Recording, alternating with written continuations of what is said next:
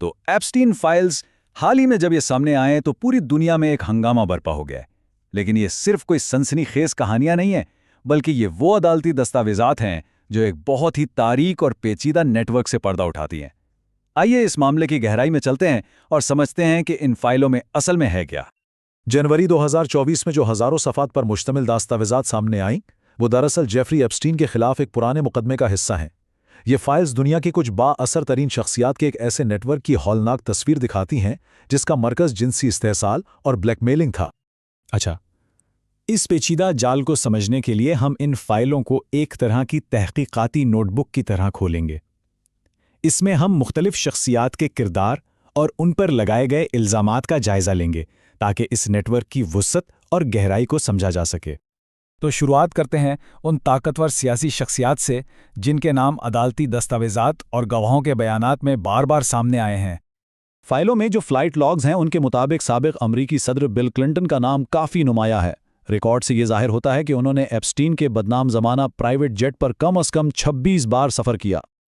اور صرف یہی نہیں، ڈونلڈ ٹرمپ اور ایپسٹین کے درمیان بھی قریبی تعلقات کی تفصیلات موجود ہیں۔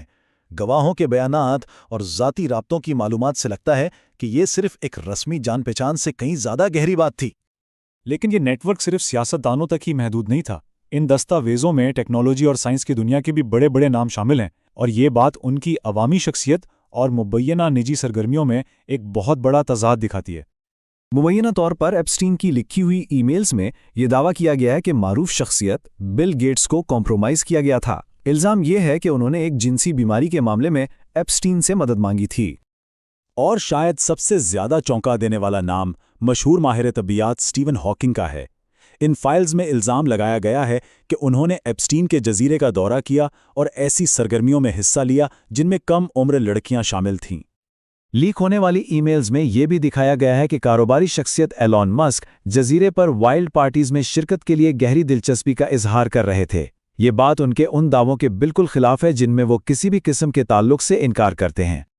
اس نیٹ ورک کی جڑیں صرف امریکہ تک ہی نہیں تھیں، بلکہ یہ بین الاقوامی سطح پر شاہی خاندانوں اور آرٹس کی دنیا تک پھیلی ہوئی تھیں۔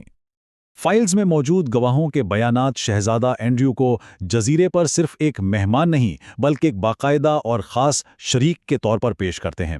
اس سے ان کے ملوث ہونے کے الزامات مزید سنگین ہو جاتے ہیں۔ میرا نائر جیسے ناموں کا آنا اس نیٹ ورک کے بین الاقوامی پھیلاؤ کو ظاہر کرتا ہے۔ اب دنیا بھر میں ان تمام سماجی رابطوں کی شدید چھان بین کی جا رہی ہے۔ تو اب سوال یہ پیدا ہوتا ہے کہ آخر یہ سب کچھ کیسے ممکن ہوا؟ اہم بات یہ سمجھنا ہے کہ یہ آپریشن صرف جنسی استحصال کے بارے میں نہیں تھا، بلکہ اس کا اصل مقصد کنٹرول اور بلیک میلنگ تھا۔